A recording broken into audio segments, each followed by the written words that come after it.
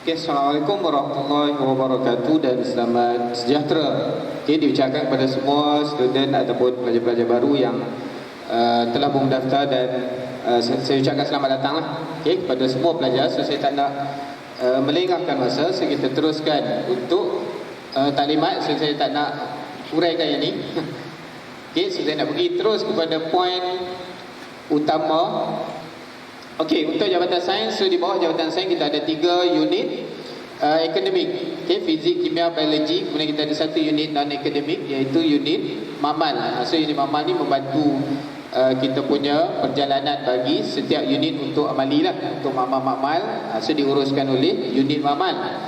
Okey, untuk pensyarah unit fizik kita ada 29 orang termasuk dengan seorang ketua unit. So setiap unit kita ada ketua dia lah. Kemudian biologi kita ada 29 juga termasuk ketua unit. Kemudian unit kimia kita ada 33 orang pensyarah termasuk ketua unit. Okey. Dan tambah lagi seorang ketua jabatan. So ketua jabatan pun daripada unit kimia juga. Okey, kemudian untuk unit makmal kita ada 12 orang. Okey, termasuk dengan ketua unit bagi unit makmal. Okey, so atas tu gambar saya sendiri. Kemudian sebelah sini kita ada Tuan Muhammad Ridwan. Okey, so ni Tuan Muhammad Ridwan. So kalau tak nampak jelas ni kita akan kelas. Okey, dan sebagai ketua unit fizik. Kemudian kita ada Puan Suria binti Ismail untuk ketua unit biologi. Dan seterusnya kita ada Puan Nurul Faizi binti Pardin untuk ketua unit kimia. Kemudian kita ada Puan Rohani binti Darus. So ni nanti awak akan selalu nampak di makmal lah. So dia di makmal biologi. So dia mengetuai semua ketua makmal sebagai ketua makmal untuk keseluruhan kepada makmal sains lah. Okay, so dia sebagai ketua. Okey, seterusnya ni tak nampak ya. Okey, kita ada makmal fizik. Ni lebih kurang lah rupa dia dan tak apa jelas di depan ni, tak berhenti slide tu akan nampak jelas. Okey, kita ada 6 makmal fizik. Kita sebenarnya ada 7 lah bangun dia punya bilik tu. Okey, tetapi yang aktif untuk buat amali adalah 6 makmal, kemudian 1 makmal kosong dan dijadikan sebagai bilik tutorial. So nanti kalau tengok dalam jadual tu dia tulis MF, manalah MF7, MF7 bukan contoh. So maksudnya awak naiklah ke tempat bahagian amali. So ni aras, dia ada aras dia ni. Okay, untuk unit fizik ni aras dalam BT nanti awak akan ada ground floor, kemudian ada second floor, kemudian ada third floor. So kita ada sampai 52 bilik BT tadi. Okay, kemudian dia ada ruang, dia dalam bentuk O lah. Kita punya bangunan ni bentuk dia O. Okay, so dia di bahagian belakang macam bentuk U belah sana. BT semua arah bawah, atas, tengah tu, kemudian atas sekali, kemudian sedikit di wing belah kanan nanti awak tengok belah sana. Okey, dia akan ada sikit lah aras 2, aras 1. Kita ada sikit BT yang agak panjang juga lah untuk aras 2 tu. Aras 1. Kemudian yang groundnya semua BT sama juga. Dia ada ruang sehingga apa, kalau nanti nak tengok kalau BT tu di segi di mana susunan BT nanti pening kepala. Okey, kalau tengok BT1 tiba-tiba BT 14. Okey, pergi tengok BT14. Kemudian pergi cari mana BT14 ni. Jumpa kat ujung bangunan BT14. Kemudian awak tengok mungkin member lain BT15. Okey, BT15. Sebelahnya kot dengan BT14 tu. So sebenarnya dia bukan sebelah tu, dia kena patah balik ke sini. Okey, maksudnya kalau aras bawah tu sini BT1 sampai BT14. Okey, BT15 dia duduk kat sini. Kemudian sampai BT30. Okey, kemudian dia ada sambungan 31. So dia macam bentuk L lah. Okey, sampai 36 dia turun pula 36, 35, 34 sampai 31. Kemudian yang atas sekali tu start daripada BT37 sampailah 40 berapa? Okey, sampailah 40 lebih. Kemudian BT51 sampai BT50. Kemudian BT51 dan BT52 dia ada perbezaan tempat yang agak jauh. Okey, so nanti boleh tengoklah BT51 tu dekat aras paling atas. Okey, dekat dengan makmal fizik. Kemudian 52 pula dia kena turun ke bawah pula pergi ke belakang sana pula, sudah dekat dengan area apa BT31, betul dia ada BT52. So sebab susunan BT51 dengan 52 tu dia buat terkemudian. Okay, so kita tengok mana bilik kosong, so kita tambahlah 51 dengan 52. Okay, so nanti pening sikit lah untuk awak cari dia punya susunan BT tu. Okay, bila kita punya makmal kimia ada 7 makmal, kemudian biologi kita ada 5 makmal. So ni semua makmal yang aktif lah untuk dibuat amali. Okay, seterusnya, so ni saya tak nak terangkan. Kalender akademik pun Cik Man dah terangkan, kemudian SES, SDS pun dah diterangkan. Okay, dan maklumat berkaitan dengan 18 minggu PDP berjalan untuk satu semester. Okay, 99 tu, so kita dah pun diterangkan. Kemudian seterusnya kursus wajib pun dah. Kemudian F2F bermaksud face to face, bertemu dengan pensyarah secara bersemuka di dalam kelas. Okay, kelas tu kemungkinan kalau ditetapkan BT tu bermaksud kita kena masuk ke dalam bangunan lah. Okay, kalau tak ditulis itu dia punya tempat, okay, bermaksud dia akan dibuat secara online dan pelajar boleh di mana-mana awak nak duduk. Okay, katalah pukul 8 memang duduk tak mandi lagi pun, so dah nak start kelas pukul 8, terus on. Kalau dia nak buat secara Meet ke, okay, Zoom ke, ataupun dia nak WhatsApp live ke, tu Telegram live ke. Okay, so lampu diri pukul 8 je. Okay, pastikan semua lampu diri hadir. Tulislah hadir. Nanti dia bilang cukup. Okay, dapat 15 orang hadir semua dah. Okay, dia mulakan hantar satu benda bahan-bahan. Kemudian dia nak tengok respon. Lagi dia nak sebut nama. Okay, sila respon. Maksudnya awak kena respon lah dalam Telegram ke, dalam WhatsApp ke. So tu untuk yang secara WhatsApp ataupun Telegram yang kita boleh run secara online dan live jugalah untuk ikut time yang ditetapkan. Okay, dan kita ada satu lagi online je adalah pada jam tersebut pensyarah tak buat pun kelas secara live tu dalam WhatsApp tu, okay, dalam Telegram tu, tetapi dia kata pukul 8 sampai pukul 9 ni saya nak awak baca video yang ataupun awak tengok video yang diletakkan dalam grup tu. Okay, saya nak video yang keberapa untuk awak review semasa jam tersebut. So dia tak ganggu awak waktu tu. So awak boleh tengok bila-bila. Make sure bila dia nak tanya nanti maksudnya boleh dijawab. Okay, ataupun pada penghujung video tersebut mesti ada satu soalan di belakang tu. So pastikan student menjawab di dalam tempoh kelas tersebut. Dia tak secara live. Maksudnya bila dia sebut itu sama ada malam tadi ke, dia maklumkan okey pastikan pukul 8 dengan pukul 9 esok awak tengok video nombor berapa dalam WhatsApp yang dia hantar tu. Malam tu pun dia boleh hantar video tu. Okey, pastikan 8 9 tu awak view video tu. Kemudian dalam tempoh tersebut juga menjawab soalan tu, make sure dihantar dalam tempoh jam tu. Okey, menunjukkan awak tengok dalam bentuk flip. Tu panggil apa? Flip classroom tu. Okey, so boleh tengok sendiri. Ataupun dia kata okey, bacalah, tengoklah nota mana-mana ke pada jam tersebut dan dia akan bagi task kemudian. So itu antara online yang boleh dibuat sama ada dalam bentuk live ataupun dalam bentuk flip. So awak belajar sendiri, okey, cari bahan sendiri ke, ataupun dia bagi link YouTube. So awak tengok sendiri kat situ, dia tak guide apa-apa. Awak tengok sendiri dan fahamkan sendiri, tiba-tiba nanti dia bagi soalan dia. Okay, dia kata so saya bagi, ujung nanti jam tu saya akan bagi soalan. So awak kena jawab lah pada penghujung kelas tu. Maksudnya 10 minit terakhir pada jam tu ke. Kalau dia tak terlupa lah, dia terlupa lagi, dia bagi kemudian.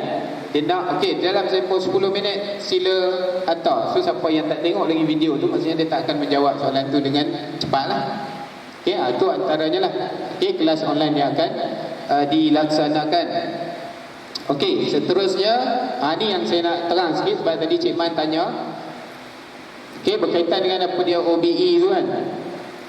Okey, so untuk OBE ni kita panggil apa? Outcome based education ni yang dimulai pada dua sesi yang lepas. Okey, so awak sesi yang ketiga. Dan kita sebelum ni kita dinilai oleh MQA lah. Okey, OBE yang kita jalankan. So untuk sesi awak kebetulannya tak dinilai oleh MQA lagi.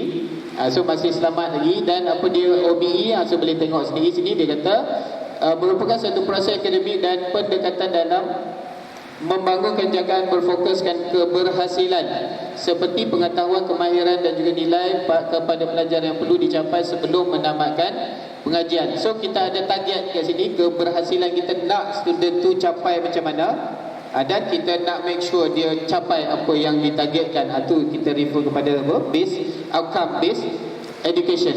Okey, kemudian di dalam UBI ini dia ada PEO, PLO dan juga CLO. Okey, dan kena tahulah apa benda PEO ni, kemudian kena tahu PLO ni, kemudian kena tahu juga apa dia CLO. So nanti kita akan ada maklumat-maklumat berkaitan dengan CLO apa semua.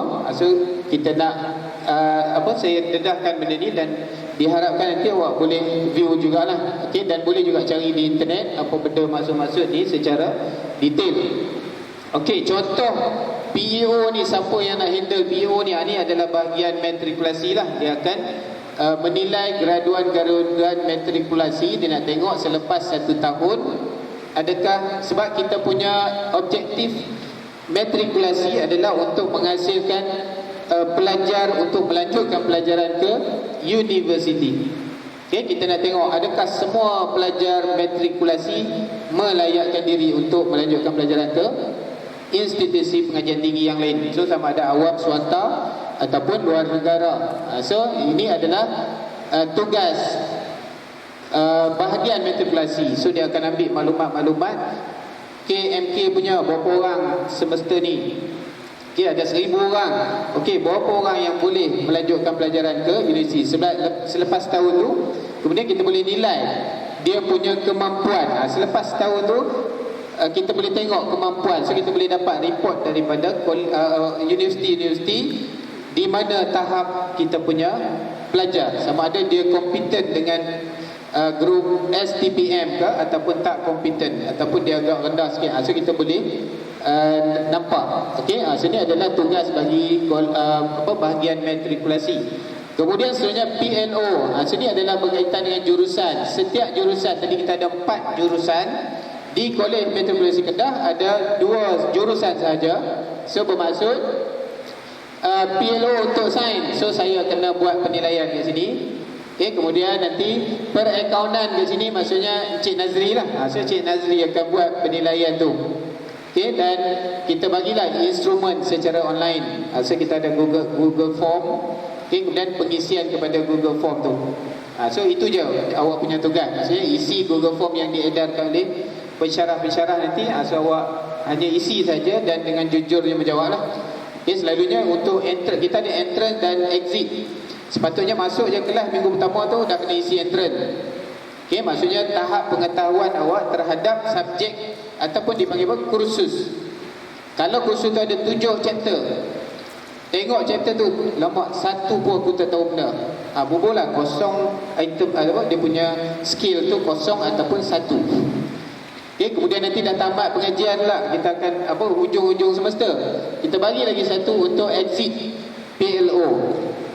Okay, untuk exit PLO ni dia subjek sains, maksudnya semua sekali 3 subjek sains tu. Okay, fizik, kimia, biologi. Adakah kita menguasai? Pada mula-mula tengok kimia macam boleh sikit, fizik alamak zero aku. Kemudian biologi banyak sikit, 2 dia punya skill tu aku tahu sikit-sikit. Kemudian last nanti make sure dia mesti 4 skill maksimum dia 4. Okay, dia start dari 1 sampai 4. So kita boleh letak penilaian di situ. Okey, ni nanti akan diedarkan oleh pensyarah masing-masing. Okey, kemudian seterusnya yang kita panggil subjek, ada yang Cik Man sebut tadi. Okey, kita panggil subjek biologi, fizik, kimia. Maksudnya dia tak pergi kepada pengkhususan kepada sub-sub kepada chemistry tu. So dia keseluruhan, itu dia panggil subjek mata pelajaran lah. Kemudian bila dia pergi kepada kursus ni, maksudnya dia dah mula pecahkan. Kalau dalam ni ada 20 tajuk untuk 1 tahun, tapi dipecahkan, semester 1 hanya belajar 10 tajuk, semester 2 sambungan kepada 10 tajuk yang seterusnya. Itu dia panggil kursus dengan kodnya yang tadilah. Kalau semester 1 kalau kimianya SK015, nanti naik semester 2 SK025. Okay, so tu dah dipanggil kursus. Sama juga untuk fizik dan biologi. Okay, yang ni dah diterangkan tadi. Okey, seterusnya saya highlight sikit apa benda PEO punya maklumat dia. So ni serba sikit, nanti boleh baca lah. Okay, sekarang ni memang tak sempat nak detail kan. Kita ada PEO ni, ni yang untuk bahagian matrikulasi akan buat penilaian ni. Maksudnya kita ada PEO ni, ada 4 PEO. Okay, yang pertama knowledgeable, technically competent in science disciplines in line with higher education. Maksudnya di universiti nanti dia akan nilai. Okay, dia akan tengok hasil pelajar-pelajar matrikulasi tu. So dia akan buat penilaian ni. Kemudian dia ada able to communicate. Kemudian seterusnya apa lagi? Soft scientific. So di sini pensyarah universiti dia boleh nilai student dia. Okay, dia tengok pasal apa tak boleh kira ni. Lalu dia tanya background, oh matrik ke? So dia dapatlah maklumat tu. Okay, so dia boleh bagi feedback. Semua student matrik yang duduk bawah aku tu semua agak rendah sikit dia punya tahap untuk menyelesaikan masalah soalan yang diberi. Okay, tapi aku tengok SPM punya student macam tak perlu guide yang banyak. So dia boleh banding dua group tu. Okay, di universiti nanti. Okay, seterusnya engage long life learning ni. Okay, lifelong learning. Ni dalam pekerjaan nanti. So kita boleh tengoklah di sini awak punya skill apa semua. Maksudnya selepas setahun tu kita boleh tengok juga penggunaan ataupun aplikasi kepada skill yang awak ada. Okay, seterusnya kita pergi ke PLO. Okay, PLO kita ada 5 PLO. So ni berkaitan dengan subjek sains dan matematik. So fizik, kimia, biologi semua duduk dalam ni. Sains, so kita hanya ambil kepada sains saja. Okay, penilaian untuk sains saja. So sama juga berkaitan dengan knowledge. Kemudian kita ada demonstrate, manipulative ni refer kepada skill amali. Okay, skill amali ni hanya ada pada subjek sains saja. So dia, sebab tu dia ambil PLO jurusan sains. Okay, nanti kalau yang jurusan perakaunan dia dah tak ada agak sini lah. Laboratory work ni ayat dia pun lain juga lah. Okay, ayat dia berlainan. So untuk seterusnya apply logical, analytical, critical thinking, scientific studies apa semua. Kemudian independently seeks and share information related to science and mathematics. So ni adalah berkait dengan sains punya. Okay, nanti PLO bagi perakaunan dia akan berbeza dengan term-term yang ditulis. Okay, ayat-ayat dia lain lah. Okay, seterusnya untuk course learning outcome. Okay, kita ada 3 sahaja. Semua seluruh subjek, semua perakaunan pun 3 juga kot. Okay, semua sama je 3 CLO. So yang sains punya, okay, contoh dia kata CLO 1, CLO 2, CLO 3. Okay, kalau dia tulis CLO sahaja bermaksud learning course learning outcome. Okay, hasil pembelajaran kursus. Kalau SK 015, okay, hasil kepada pembelajaran untuk semua chapter di dalam SK 015 semester 1 punya. Okay. Kemudian kita ada untuk CLO 1 pula, dia refer kepada basic concept. Maksudnya ni teori punya pengetahuan ataupun benda simple lah. Kita panggil kalau di segi maklumat tu, kita boleh statekan maklumat, kita boleh explain. So dia berkait dengan apa, understanding ataupun memory ataupun memorize kepada point. So tu dia adalah CLO 1. So nanti yang dalam apa, UPS kan, UPS kalau subjek sains ni dia ada 3 UPS. Okay, kalau ada 7 topik, maksudnya 2 topik. So dia akan buat habis saja 2 topik pertama, dia akan ada 1 UPS. Kemudian habis chapter 3, chapter 4, second UPS. Kemudian chapter 5, 6, third UPS. Kemudian chapter 7 tak ada UPS. So dia akan ada macam itulah kita punya exam untuk UPS tu. Dan kita akan buat kebanyakan, rasanya untuk unit-unit sains dia akan buat banyaknya dalam bentuk objektif punya soalan, okay, ataupun dalam bentuk essay pun structure punya soalan, dan dalam bentuk online. Semua akan guna Google Form. Okay, dia letak situ ataupun ABC-nya. So klik lah, baca statement tu, klik jawapan mana. Okay, kemudian nanti dia akan rekodkan terus ke dalam sistem apa tu, summative punya test. Kemudian pensyarah pun boleh, kebanyakannya kita akan guna Google Classroom. Okay, daripada Google Classroom tu terus kita boleh generate kepada soalan, apa, letakkan soalan, dan dia punya markah pun boleh siap di analisis di dalam Google Classroom. So kita akan ada data untuk semua bagi UPS. Okey, kemudian yang ni berkaitan dengan ini contoh biologi punya paper. Okey, ataupun kursus biologi 1 SB015, kemudian ni CLO bagi biologi. So tadi PLO dia refer science, maksudnya semua topik, tiga topik. Kemudian pergi ke CLO, dia khusus pula kepada biologi punya subjek dan khususkan kepada part of biology punya topik tu. Okay, maksudnya kalau biology 1 ni, so dia tak keseluruhan satu sesi punya chapter. So dia ambil separuh daripada chapter tu. Okay, sebagai biology 1, kemudian dia refer kepada konsep di sini. Contoh dia kata salah satunya explain the basic concept and theory in cells, kemudian biomolecules dan seterusnya ni. Okay, so ni dia tak akan sama pada semester yang kedua, dia akan berbeza pula dia punya CLO 1 bagi semester yang kedua. Dia ikut juga chapter yang berkaitan pada semester tersebut ataupun pada kertas tersebut. Okay, so ni PLO, CLO. Ni untuk biology. Contoh untuk yang CLO 3, dia solve problem. Ni higher level punya part. Okay, yang ni dalam PSPM dan juga kita akan pakai ni untuk PSPM dan assignment. Okay, dalam assignment nanti, writing assignment, kita akan gunakan solve problem. Kita bagi satu benda, so awak kena selesaikan sendiri. Maklumat kena cari sendiri, kemudian kena fikirkan, kalau ada formula kena letak formula. So dia lebih kepada solve problem. Okay, kalau dari segi cognitive level dia C4 dengan C3, maksudnya melibatkan analytical punya, analisis punya part. Kemudian awak punya, kita ada C1 understanding apa semua, C2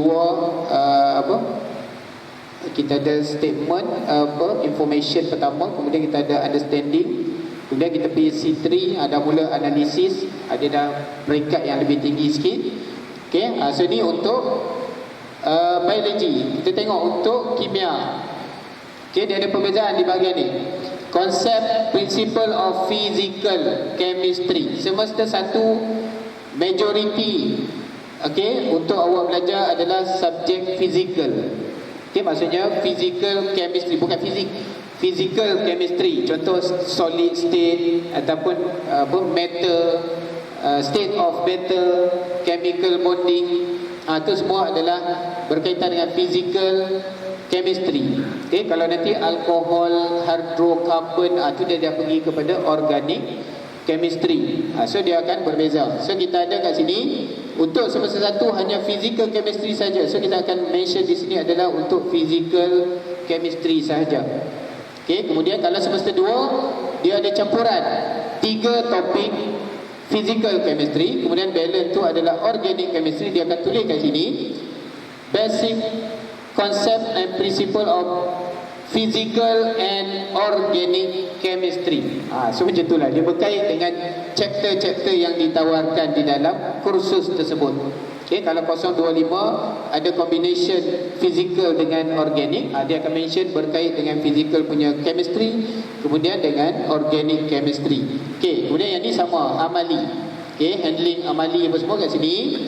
Kemudian yang bawah ni sama assignment dan juga report. Amali pun kita ambil CLO 3. Okay, maksudnya kena fikirkan, kena calculate, semua ada kat dalam CLO 3 ni, higher level punya cognitive. So melibatkan calculation. Kemudian kalau ada analisis lain ataupun predict apa-apa, so kita kena di bahagian CLO 3 ni. Okay, sama fizik. So kita nampak ada perbezaan di segi term kat sini, physics of motion. So ni ikut topik pada chapter, pada semester pertama. Okay, kemudian ini pun sama, demonstrate manipulative adalah refer kepada amali. Okay, dan amali pun yang dibuat dia mentionkan di sini. Okay, semester 2 berubah pula amali tu, dia akan buat tukar pula dia punya verb ataupun term di sini. Kemudian sama juga solve problem, so refer kepada chapter yang terlibat. Okay, so ni untuk semester 1. Semester 2 nanti awak akan tengok dia akan ada perbezaan. Jangan main kopi lah. Semester kedua pun kopi yang ni juga. Tengok chapter ni tak ada pun dalam semester yang kedua. So tapi tak akan ditanya soalan ni. Dia tak tanyalah CLO 3 untuk fizik 1 apa dia. Okey, tak ada dalam soalan UPS. Okey, seterusnya sikit berkaitan dengan kod di sini. Okey, kalau SP015 saya nak uraikan sikit. Apa dia? S refer pada sains, Cik Man dah sebut. Kemudian P refer pada fizik, kemudian B refer biologi, K kimia, kemudian yang ni P fizik. Disebabkan ini ada perbezaan pada semester 2, 25 yang ni 115, yang ni dia perbezaannya 25. So saya tunjukkan juga sebab ada perbezaan di bahagian semester di sini. Okey, so untuk 0 ni adalah bahagian matrikulasi. Okey, kemudian kita ada semester. So ni refer kepada 1-5 ni semester. Kemudian kalau 2-5 semester yang kedua. Kemudian di belakang sekali ni adalah kredit. Okey, so tu berkaitan sikit. Sejauh untuk 2 tahun ada perbezaan hanya pada bahagian D. So yang lain-lain semua sama. Okey, so 2 tahun. Cik Man pun dah sebut tadi, so saya tak nak highlight lebih. Okey, yang ni pun Cik Man dah sebut. Okey, ni saya ringkaskan. Tadi Cik Man bagi satu tu. Okey, saya ringkaskan. Ini contoh modul 1 punya SDS, sistem 2 semester. Okey, apa subjek yang perlu diambil? Okey, kemudian ni kod bagi semester 1, kemudian kod bagi semester 2 semua dah disenaraikan ni. So nanti saya akan bagi tu dan awak detailkan, boleh tengoklah. Okey, so kita ada kod yang tadi Cik Man dah pun maklumkan. Kemudian jam pertemuan ni sehingga 5 jam, 6 jam. So maksudnya kalau 6 jam di sini untuk chemistry contoh, kita ada satu tutorial, satu kuliah, 1 jam kuliah bersemuka atau online. Okey, kemudian kita ada 3 jam tutorial. Okey, kemungkinan 2 jam bersemuka, 1 jam online. Okey, kemudian kita ada amali 2 jam. Okey, amali 2 jam tu bukan buat setiap minggu bagi setiap grup. Okey, contoh satu grup tadi S1 T1 kelas dia. So dia akan berselang minggu. Okey, kalau dia minggu pertama, minggu depan dia buat amali kumpulan A tadi yang Cik Man sebut ganjil tu kan. Okey, S1 T1 dia buat kelas, dia buat apa? Amali pada makmal 1. Okey, minggu pertama kelas S1 T1 akan buat amali di MK1 contoh, makmal kimia 1. Bila dia buat pada minggu tu, minggu yang seterusnya orang lain pula. Okey, grup yang lain pula masuk, mungkin S1 T2 pula akan masuk untuk buat amali yang sama. Okey, di makmal yang sama, mungkin jam yang sama. Okey, so dia akan ada berbeza apa, maksudnya setiap kumpulan tutor tu dia tak buat setiap minggu untuk amali satu-satu kursus. Okey, kalau kimia dia buat berselang. Minggu ni dia buat amali, minggu depan dia pada jam tersebut dia ada pre-post. Okey, pre-post ni apa maksud dia? Pre itu adalah introduction kepada amali. Dia nak buat, sepatutnya kena buat sebelum amali. Okey, pre itu adalah penerangan ataupun perbincangan berkaitan dengan amali yang akan dibuat. Kemudian selepas buat amali pula kita ada post lab, post amali tu. Okey, post amali itu adalah lab report kepada ataupun cara menulis lab report kepada amali yang dah dibuat. Susunan dia sepatutnya macam tu lah. Okey, so sebelum ni kita buat macam tu. Tapi disebabkan norma baru, okey, so kemungkinan lah kalau ada saya tengok dah yang kimia punya schedule dia minggu pertama tak ada amali apa-apa. Okey, minggu pertama, grup pertama dia akan buat pre-post. Dia bincangkan siap-siap dah final result macam mana. Nanti minggu yang seterusnya dia akan buat amali yang tu. Dan dia pun dah tahu dah result sikit-sikit. Kemudian dia hanya nak buktikan adakah dapat macam mana yang dibincangkan. Okey. Kemudian minggu yang seterusnya grup lain pula akan buat amali. Maksudnya dia dah pun masuk pre-post dia. Okey, yang dia nak buat amali pada minggu yang seterusnya itu maksudnya dia dah pun belajar pre dia. Dia pun dah kemungkinan postnya pun dah dibincangkan serentak kat situ. Okey, sebab patutnya dia lepas amali baru bincang post. Tetapi kemungkinan serentak dibincangkan pada waktu itu. Okey, kalau pensyarah nak postpone postnya pada waktu malam bila-bila free, persetujuan semua. Kalau semua kata okey, pensyarah kita bincang lepas buat amali dah, petang sikit ke ataupun malam sikit ke, so tak ada masalah tu untuk postnya. Tapi kalau ikut jamnya dia mesti pre-post serentak 2 jam. Okey, so kalau buat online tu di bilik masing-masing awak akan buat secara online ataupun selesaikan discussion untuk repost. Okey, ini untuk semester modul 2. Ada perbezaan fizik je, fizik dengan biologi. So ni fizik untuk modul 2. So tak ada perbezaan apa lah. Sini ada hanya kod yang berbeza. Kemudian di sini jam pertemuan semua sama. Sama juga untuk semester 1 dengan semester kedua. Kemudian ini modul 3 SDS modul 3 digantikan tadi fizik tadi digantikan biologi. Okey, kemudian kita ada komputer sama juga. Okey, komputer. Okey, macam mana terang tadi. So ni saya cuma highlightkan secara overall untuk yang dibincangkan oleh Cik Azman tadi. Okey, nanti saya akan bagi dan awak boleh tengok detail sikit. Okey, untuk yang ni pun lebih kurang juga overall dia. Okey, untuk modul 1 sistem 4 semester. Sini yang 2 tahun punya. Okey, kita ada matematik, kita ada dari segi kod dia untuk matematik sahaja dia ada persamaan dari segi number dia. So dia beza di belakang ni. Dalam semester sistem 2 semester SM015. Tetapi untuk PDT ataupun kita panggil sistem 4 semester dia ada digantikan D saja. Okey, DM, tapi kod di belakang ni 015 tetap sama, hanya untuk matematik. Tetapi untuk subjek lain, sains lain, contoh kimia sistem 2 semester SK015. Okey, tetapi untuk PDT ataupun 2 tahun ataupun 4 semester dia ubah kod kat sini DK014. Dia ada pengurangan kredit sikit. Okey, untuk sistem 4 semester dia pengurangan kredit berbanding dengan sistem 2 semester. Okey, so dia berbeza dengan matematik. Matematik sama juga, kredit dia sama untuk SDS dan juga SES. Okey, so ni subjek yang wajib hanya ambil satu sahaja, subjek wajib bagi SES. Okey, dia tak ada sini moral apa semua tu tak ada. Okey, yang tu awak akan ambil pada semester ketiga dengan semester yang keempat. Salah satu lah awak akan ambil. Okey, so tu untuk subjek selain daripada English. Dan kena ambil lagi sekali English pada semester yang ketiga bagi SES. Okey, seterusnya ini modul-modul tadi.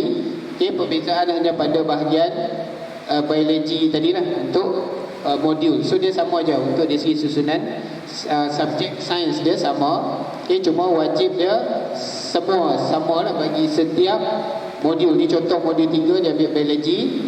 So kemudian dia punya wajib dia sama ambil English juga. Okey, seterusnya yang berkaitan dengan jam kuliah ni, contoh SDS punya bagi matematik dia ada 2 jam kuliah, tutorial 3 jam, kemudian dia tak ada amali. Okey, total tadi 5 jam. Kemudian untuk kimia kita ada 1 jam. Okey, untuk subjek sains kimia, fizik, biologi dia ada 1 jam sahaja setiap minggu untuk kuliah. Ni selalunya untuk kuliah ni kita bagi hanya untuk basic konsep tadi tu, yang understanding untuk yang melibatkan UPS punya ujian. Okay, so dia akan dibincangkan di dalam kuliah. Dia bagi intro je, intro. Calculation semua akan buat di dalam tutorial. Okay, kemudian kita ada 3 jam tutorial, semua sama untuk subjek sains yang lain sama juga. Kemudian kita ada amali. Okay, so 2 jam amali yang dah saya sebut tadi akan dibuat secara berselang-seli. Okey, kemudian sains komputer kita ada 2 jam kuliah, kemudian 2 jam tutorial, seterusnya 2 jam amali. Okey, 6 jam total. Kemudian yang ni pun sains, subjek sains semua 6 jam total seminggu. Kemudian yang komputer pun 6 jam seminggu, cuma pengalihan dia tak sama dengan sains. Kemudian kita ada English hanya tutorial sahaja, kuliah tak ada, amali pun tak ada. Semua 3 jam tersebut diselesaikan di dalam bilik tutorial ataupun di kelas tutorial. Okey, sama ada online berapa jam, so ikutlah nanti tengok. Okey, kemudian seterusnya penilaian, ni dah pun Cik Man terang tadi. Okey, kita ada MPB, UPS, PSPM. Okey, saya nak tunjuk satu benda yang terakhir tu. Okey, so ni dia punya wajaran dia, pecahan secara overall. Okey, kalau kita tengok di bahagian PB untuk sains, ni saya khususkan kepada sains. Untuk PB bagi sains, kita ada pecahan komponen dia adalah satu tugasan individu. Okey, yang melibatkan analisis tadi C4, C3, C4, maksudnya melibatkan awak kena analisis sendiri, calculate sendiri, cari maklumat sendiri, kemudian lengkapkan semua apa-apa yang diberi dalam soalan tugasan ini. Dia akan ada guideline lah, soalan tu nak buat jawab apa, so dia akan ada guideline dia, akan diberi nanti. Okey, yang ni melibatkan percentage dia adalah 15%. Kalau dia letakkan tugasan ni 100 markah, so kita akan convert nanti dapat 90. So kalilah, bagi 100 kali 15%, dapatlah awak punya berapa, 14 ke 14.5 ke, okay, untuk markah PB. Okay, bagi tugasan assignment tu. Kemudian ujian praktikal dan juga amali ni berlaku 2 jam dalam amali tersebut. So melibatkan markah yang besar lah untuk amali ni. Okay, awak masuk amali tu, kita tengok cara buat amali, cara prepare solution, cara handling apparatus. Okay, semua kita akan nilai, melibatkan 10 markah. Sama juga item tu kemungkinan ada 50 markah. Okay, kita tengok, oh dia buat salah, tuang tak betul, pangkah 1 markah, tinggallah 49 per 50. Okay, tengok lagi, buat kesalahan lagi, pangkah lagi. So last sekali dia akan dapat markah tersebut untuk praktikal. Kemudian kita akan convert kepada 10%. Kemudian yang seterusnya amali ni, selalunya kalau dia nak markah, mark dia, raw mark dia kemungkinan 50, kemungkinan 100 markah. So kita akan tanda markah ni, maksudnya sejam pertama awak buat praktikal, kita nilai praktikal handling tu. Okay, CLO2 tadi, tengok dia buat macam mana handling, macam mana tuang, cara tengok meniscus macam mana. So kita akan tengok. Okay, kemudian habis sahaja sejam, terus awak akan buat report, lab report. Tu pun kita ada guideline apa yang perlu dibuat. So nanti kita bagi handout siap-siap. So awak hanya isi jawab je. Okay, ada equation, nak kena buat equation, buatlah equation di situ. Dia tak ada apa-apa clue. Okay, kalau yang perlu dihafal, hafallah equation tu. Okay, dan kita akan maklumkanlah, hint sikit lah amali apa yang nak dibuat. So maksudnya awak boleh tahulah equation apa yang perlu hafal ataupun yang perlu awak buat di dalam laporan. Okey, kemudian sejam selepas tu tamatlah tempoh laporan amali tu, kita akan collect. So maksudnya total jam untuk kedua-dua ni adalah 2 jam. Okey, kemudian kita akan marking untuk tugas laporan amali, kemudian convert kepada 15. Seterusnya kita akan combinekan keseluruhan. Okey, untuk dua ni tak ada markah kesian. Maksudnya markah kesian tu adalah berdasarkan kepada kita marking tu. Tetapi untuk kompromi, cik saya nak buat lain amali, boleh tak? Tak boleh dah. Okay, macam mana markah amali praktikal yang awak handling apa semua tu dimarkahkan tu, tak boleh diulang dah.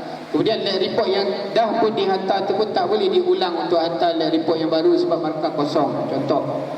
Okay, tak boleh dah. Tetapi untuk tugasan atas ni, awak boleh buat dulu draft. Cik, boleh tak semak dulu, tarikh due date belum sampai lagi ni. Cik boleh semak ada apa yang perlu saya tambah lagi. So dia akan perbetul. Dia kata okey, tambah sikit ni, tambah sikit ni. Okey, awak pun ambil balik, buat balik semula, kemudian hantar balik. Nanti dia kata okey ni boleh lah, perfect tadi. So baru hantar pada due date ni. Ya, so yang ni boleh dibincangkan untuk tugasan. Tetapi untuk amali dan juga untuk praktikal ni tak boleh dibincangkan dah. Okey, macam mana awak buat, macam tu dimarkahkan. So macam tu lah.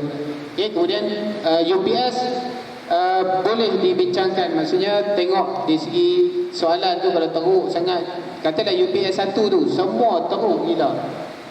Okey, so unit tersebut boleh buat ujian yang kedua, keseluruhan akan buat ujian yang kedua. Okey, re-UPS 1 contoh. Kemudian dia akan ambil lah markah, sebab kita nak bantu di segi permarkahan untuk UPS ni. So yang tu je yang boleh dibantu ni, pensyarah-pensyarah ataupun ni unit-unit akademik. Okay, untuk PSPM dan juga praktikal tu, untuk lab report ni dia bergantung juga kepada pemeriksa dalam kita punya centralized marking tu. kita tengok ramai yang teruk-teruk sangat. So kita nampak ada part yang kita sebelum ni kita tak kira sebagai permarkahan. So kita kata okey, ramai buat yang macam ni lah. So kita buat, kita ambil markah, kita cancelkan mana-mana yang kosong.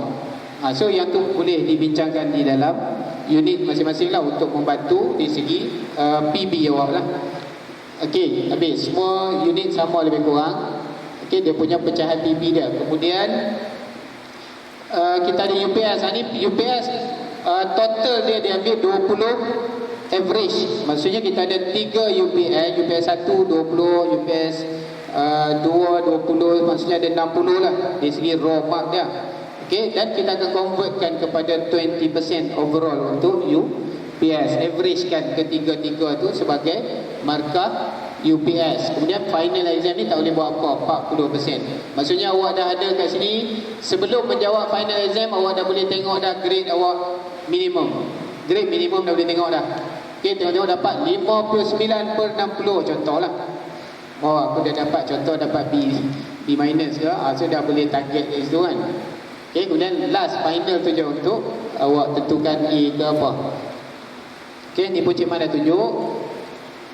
Okey, so ni yang last sekali adalah bukan last sekali.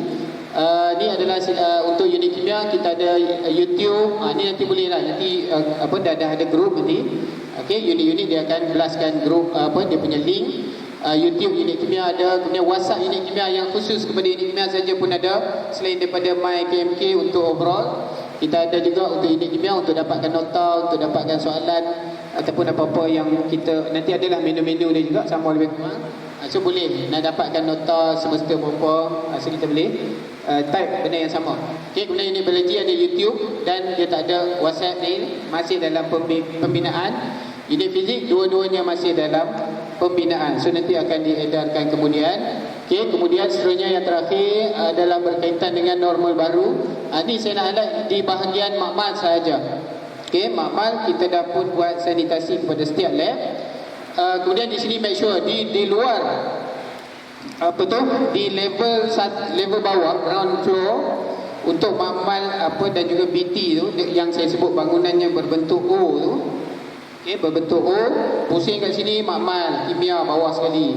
Kemudian pergi sana BT, bilik tutorial 1 sampai 14. Kemudian naik tangga pula.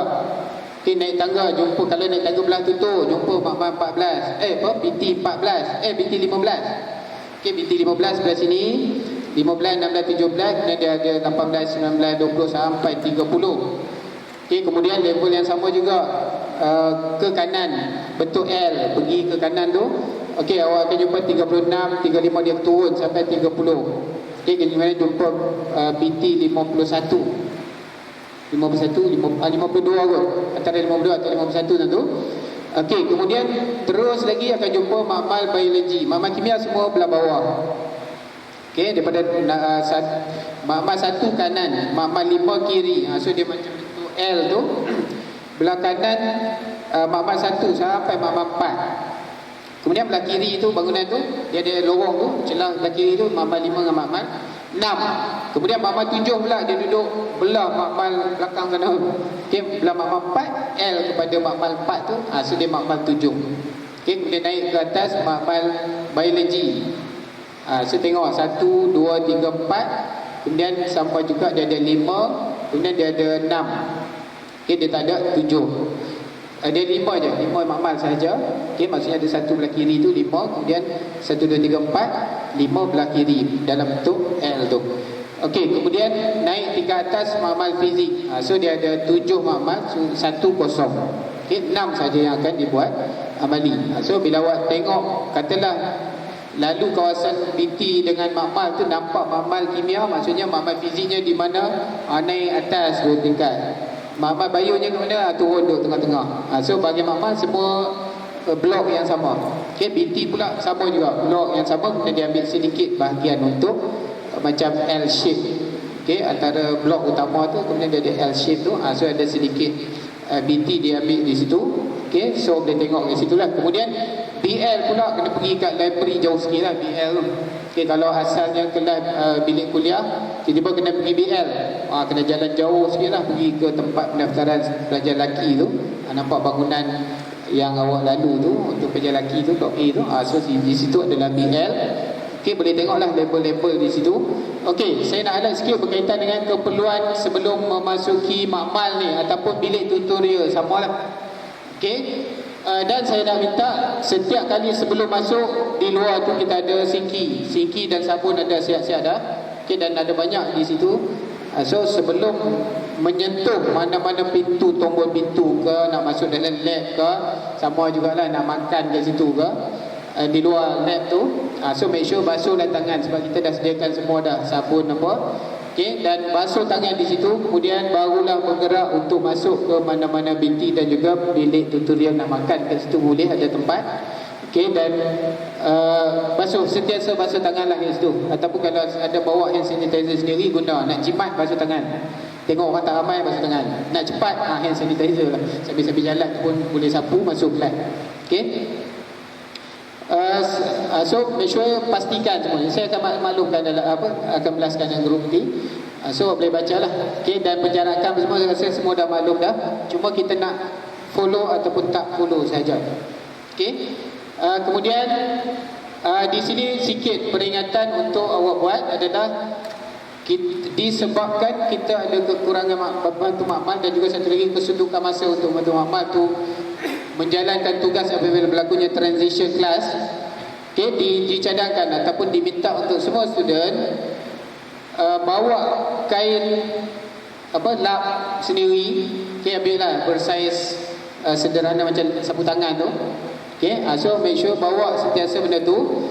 Dan sebelum memasuk, maksudnya baru beli tu basuh dulu, jemurkan dulu. Okay, keringkan dulu, strikerkan dulu kan kalau basah. So sebelum masuk, maksudnya kita nak masuk kelas, basuh tangan. Kemudian kita akan masuk lab ataupun masuk PT. Selepas masuk PT, setiap PT dan makmal nanti kita akan sediakan satu spray. Okay, spray disinfectant. Okay, maksudnya selepas masuk tu bila nak keluar kelas tu maksudnya ambil lah sembuh lah. Maksudnya kemungkinan pensyarah akan sembuh kepada setiap meja. Okay, ataupun seorang je yang akan ambil sebab kita tak nak banyak tangan memegang spray tu.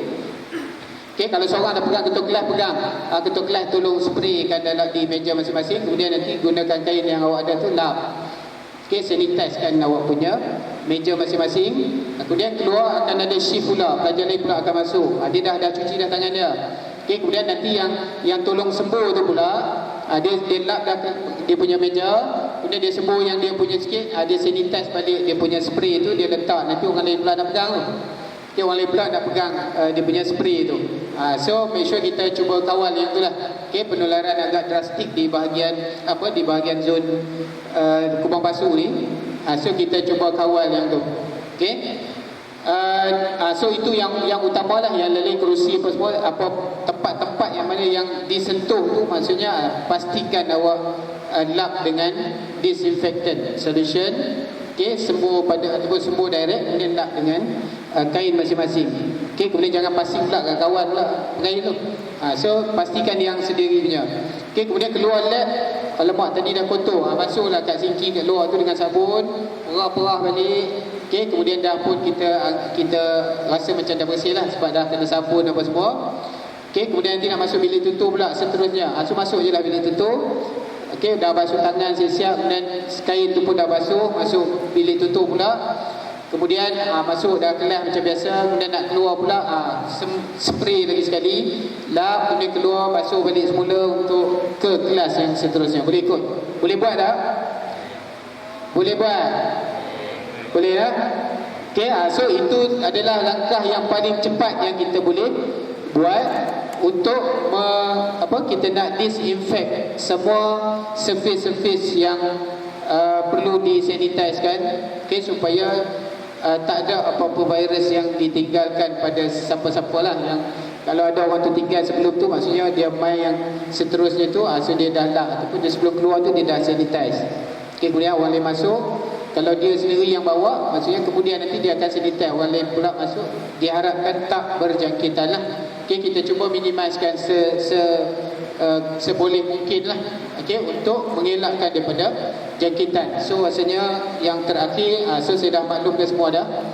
Okey, so selepas sesi makmal apa semua keluar daripada makmal ikut laluan yang ditetapkan. So kita dah ada arrow, patuh kepada arrow yang terlibat lah. Kita tak nak kalau kita bergerak tu secara two way tu, satu arrow pergi satu arrow balik. So kita tak maulah dia bersentuhan di situ kan. So pastikan ada penjarakan lah. Okey, semasa berjalan, kemudian nak masuk lap pula, nak masuk kelab pula, make sure 1 meter masuk secara bergilir-gilir. Kemudian keluar pun sama. Dah pun dilabelkan arrow masuk kat mana, arrow keluar di mana. Okey, so nanti follow je. Bila awak keluar di bahagian ni, orang yang masuk akan masuk di bahagian ni. Okey, so dia tak akan